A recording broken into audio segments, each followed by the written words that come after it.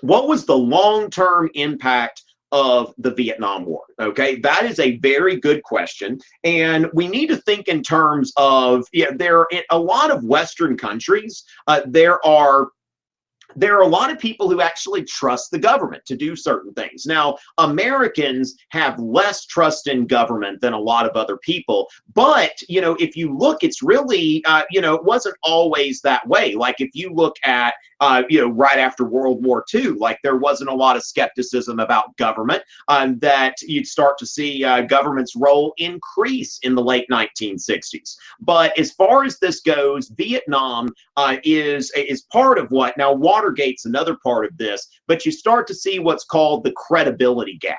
And it brings in a phase where most Americans don't really trust government. And if we think about that, stay hydrated, kids. And so when we think about that, like in 1980, for example, Ronald Reagan, in his first inaugural address, he said, in this present crisis, government is not the solution to our problems. Government is the problem.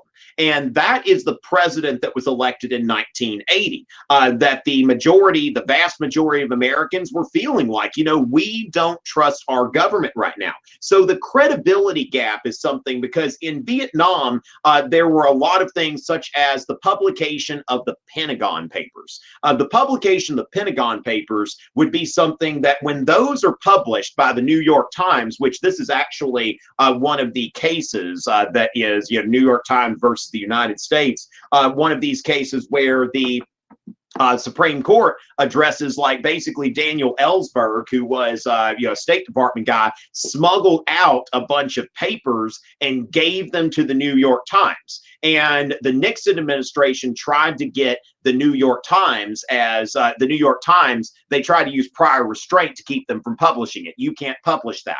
And the Supreme Court ruled that it is the responsibility of the government to explain why. Like there are some cases, for example, if publishing something would damage someone, would be illegal, would be a national security breach or something like that, that would be one of those things that, for example, like the Mueller report, I think that the Mueller report is coming out next week. It's going to have some things redacted. Now, the thing is, let's say the New York Times gets a hold of the full Mueller report. Now, if there's stuff in there that is legitimately confidential, then, the U.S. government can show, like, okay, this, and this can't be published for this reason. But the U.S. government can't just say, like, you can't publish that. We're not going to allow you to publish that. And so the Pentagon Papers, when the New York Times is printing these, people are just thinking like, wow, our government has lied to us quite a bit. Now, when Nixon, if we look at Nixon,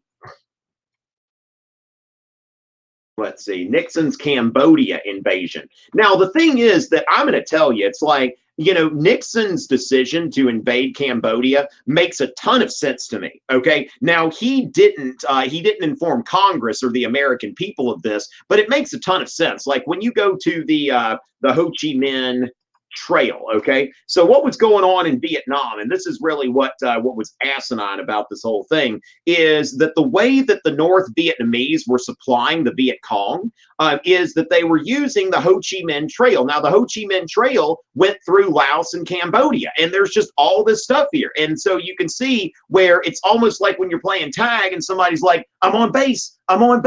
And so, they've got all these roads here and they're supplying the VC through Cambodia. And so Nixon's like, we're going to send troops in there to cut off the trail. Like it's common sense.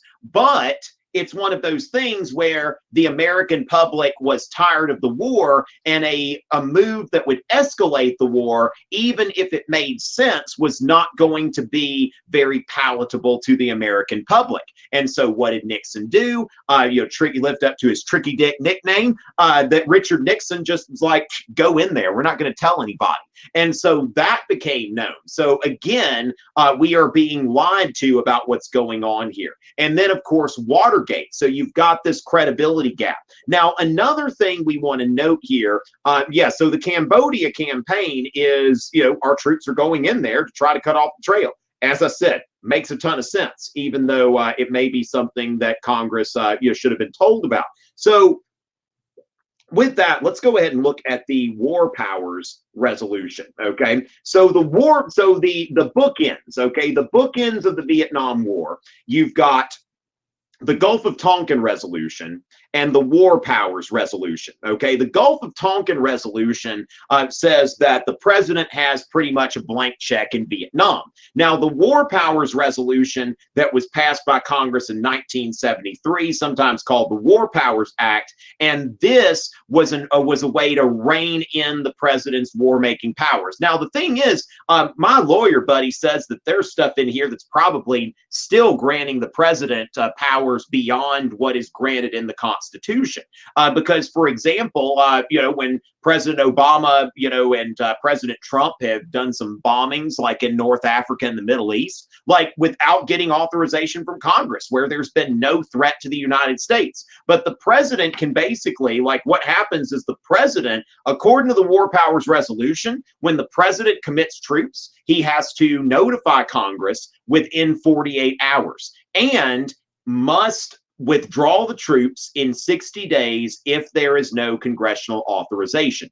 Personally, I believe that this still gives the president too much power. I don't think the president should be able to unilaterally deploy troops overseas unless there is an existential threat to the United States, or if you're going out to kill Osama bin Laden or something like that. But some of these things, like when President Trump bombed Syria sometime within the last year, it's just like, well, I feel like that should have required some congressional authorization. But according to the War Powers Resolution but this was trying to roll back what had been given to the president in the Gulf of Tonkin Resolution. So again, it's something that rolls back some of that carte blanche that was given to the president shortly before, but I think still gives the president probably a bit more power than I would be comfortable with.